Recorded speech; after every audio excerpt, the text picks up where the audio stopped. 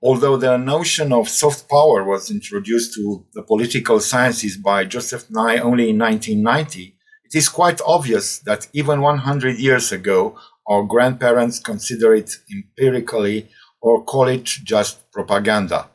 Nicolae Iorga, a world-class historian and prime minister between 1931 and 1932, noticed in a conference held in 1924 that propaganda has become one of the fears of modern humanity. I know countries where a certain propaganda could be of help, but I know countries that have benefited from it. There are very nice countries that, through the propaganda that they do, through the rush of their propaganda, have ended up losing the sympathy that they have inspired. After using positive and negative examples from the propaganda of Hungary, Czechoslovakia, and Poland, he concludes, "Let us send the best of ourselves and those who are the best of us. Let's impose ourselves not only by what we write, but also by the way we live. Every honest man accomplished in this country is an addition to our national propaganda."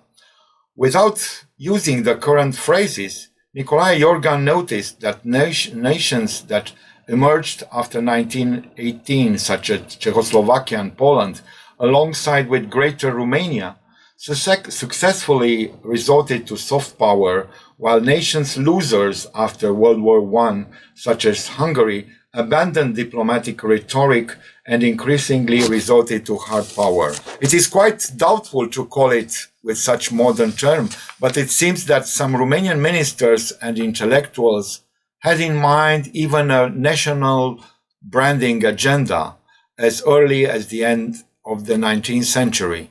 More than that, from the middle of the 19th century until the beginning of the 20th century, Romanians set out to make their own country a Belgium of the Orient.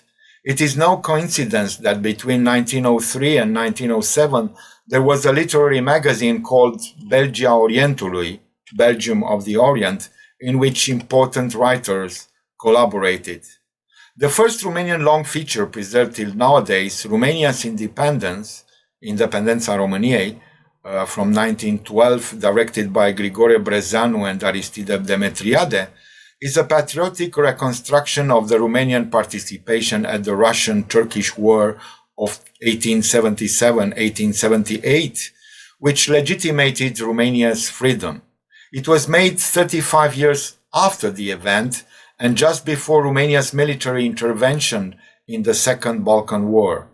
It has been a super production comparable with Giovanni's Pastrone's contemporary ones, which enjoyed success both at home and abroad, as the director used prestigious actor of the National Theatre and several thousands of extras. It is interesting that King Carol I has been both co-producer as well a character in the film, so that he could watch actor Aristide Demetriade featuring him as a young man on the front.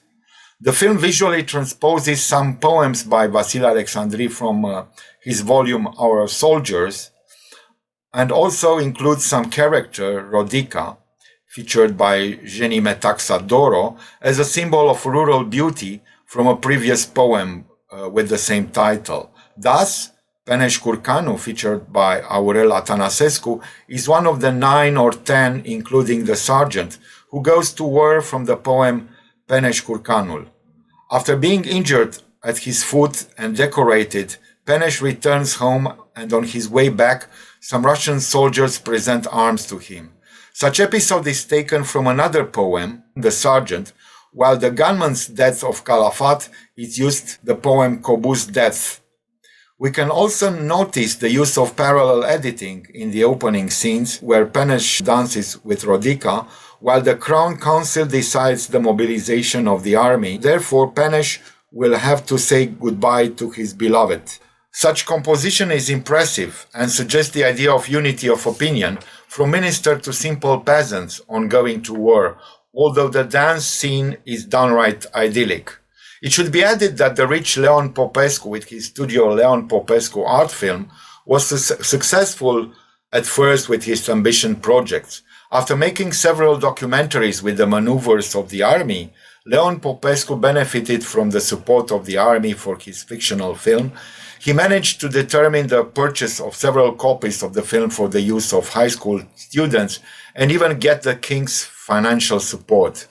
The producer and distributors were smart enough to change the title of the film to a Benin one in the Austrian-Hungarian territories inhabited by Romanians such as Transylvania. Thus, a poster from Transylvania preserved until today reminds of the movie as the Balkan War. But then the studio and his business went bad and Leon Popescu died bankrupt during First World War. The director Grigore Brezanu died ignored a year later. Only the great theater actor Aristide Demetriade lived longer and enjoyed a well-deserved fame until his death. Although in many instances, the first talkies are unanimously considered to mark the beginning of a genuine national cinema, in the case of the Balkans, early sound films can be considered national in terms of plot and scenery, yet were in most cases co-productions with countries that had more developed cinema industries, allowing access to technical equipment and necessary expertise. First sound films in Romania mostly consisted of co-productions with Germany, using the Tobis Klang system or a locally developed system of sound on film. The next two sound films, both preserved, were comedies. Tănase's Dream, 1932, directed by Bernd Aldor, Constantin Tănase, and Bing Bang, 1934, directed by Nicolae Stroie and Vasile Vasilachea. They brought some of the most important comedy actors of the Romanian scene to the screen: Constantin Tănase, Nicolae Stroie, and Vasile Vasilachea. Tănase's Dream is largely preserved. At first sight, the film seems like pretext for the great Romanian comedian Constantin Tănase to show his comical talent, as he's shown singing several revue numbers with a particularly nasal voice. The intrigue begins with Tănase receiving a telegram asking him to play in a film in Berlin for a large fee. He embarks on the adventure, catching the train at the last moment. His German-Romanian jargon and his unexpected talent allow him to adapt and improvise, ultimately replacing the director on the set and later at the cabaret, where he brought his partner Țuțui, Lydia Alexandra, to substitute the local star, featured by Felix Bressart, and achieve great success in disguise. Bing Bang was the first all-talking film and the first musical in Romania. The most well-known interwar Romanian comedy actors, Nicolae Stroie and Vasile Vasilachea, who had previously achieved fame in the revue theater and a radio broadcast program that ran for 15 years, also made a successful comic duo on the screen. 5 decades later, Stroie recalls the story behind the film. We had big dreams and, in order not to forget them, we wrote them big on a wall in our booth. Under the first point I wrote, we want to make a film like in Hollywood or something close. We began to write the script because the capital movie theaters were only showing films with princes and princesses, or counts and countesses, as well as other trifles. We chose a simple human close to the reality story about 2 unemployed men called Bing and Bang. When the script was ready and those who read it were delighted, the first thing we had was to find a sponsor. We needed at least 300,000 lei, a small fortune at that time. With the help of my brother Isaia, I got the money from the director of the state lottery, Mr. Râmniceanu, but he imposed the following ending: the unemployed must buy a lottery ticket in the end, which turns out to be the jackpot, and they become millionaires. The lottery got its advertising and we made our film. The film was labeled a musical humoresque, which seems fitted since it's a mixture of comical and musical scenes. In their humorous adventures, the 2 friends try to quell their hunger, find a job, and finally get rich by means of the lottery ticket. The musical moments are generally motivated by the action of the film. If in some cases the motivation is very simple, for instance when a public water splash in Cismigiu Park becomes a pretext for two songs about unemployment and poverty. In other cases, the motivation is quite elaborate. The protagonists, Bing and Bang, see a gentleman sitting on one of the benches, rewarding the two fiddlers playing and performing a popular song with money. Inspired by this opportunity to earn money, the two protagonists start to mumble the lyrics, as they don't remember the words, and imitate the instrumental music from the waltz Waves of the Danube by Ion Ivanovic, and they sing a tango called Desire by Nicu Dovtoreanu, and another popular song they heard earlier, Foaia Verde Spic de Grâu, Green Leaf of Wheat Spike. This is followed by a comic scene, since the gentleman was immersed in the reading of the newspaper when the two rattled him until he stood up and chased them with the newspaper. The funny episode echoes the type of slapstick comedy used by Charlie Chaplin in modern times. Interestingly, the tramp's voice was heard 1 year after Bing Bang, when he sang in Bogus language. The scene in which Bing and Bang try to earn money singing includes diegetic music as part of the fictional setting. Constantin Chirițescu, head of Romanian censorship in the 30s, made an early prediction in 1934. The talkie, although expanding the field of cinema into the acoustic world, has the effect of restricting the universal character which the silent film enjoyed when it alone mastered the visual world. Only countries with big industries can enjoy the full benefits of sound.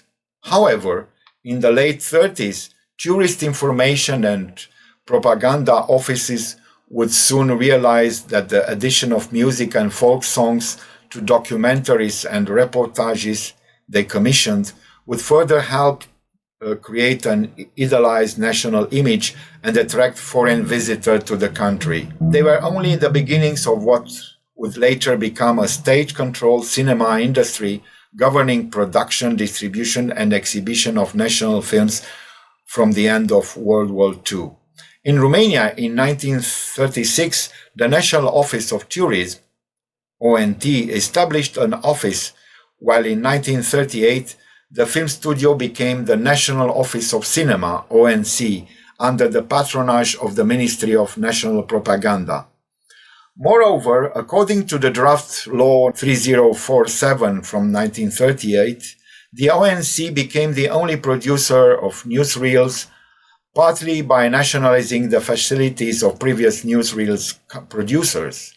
The institutions operated until 1948, at which point the communist government nationalized all means of production. The ONC proved its capacity and usefulness in producing no less than 3 documentary films awarded in Venice, establishing a fruitful collaboration with similar institutions in Italy, Germany, and Austria, and especially through building a modern multifunctional studio for the production of talkies on its premises situated in the center of Bucharest. The first real achievement of ONC was the documentary The Country of Moții, Țara Moților, from 1939, directed and scripted by Paul Călinescu and photographed by Călinescu and French Amédée Morin. The great novelist Mihail Sadoveanu also made a significant contribution, writing the voiceover commentary, which was delivered by producer Mihail Pușcariu. Both the audience and jury who awarded it were mesmerized by this 20-minute film about a secluded mountain region where people live without electricity as in ancient times and exploit gold with ingenious wooden machinery. This time the filmmakers were successful in assuming an undeniable exotic and self-colonizing optics.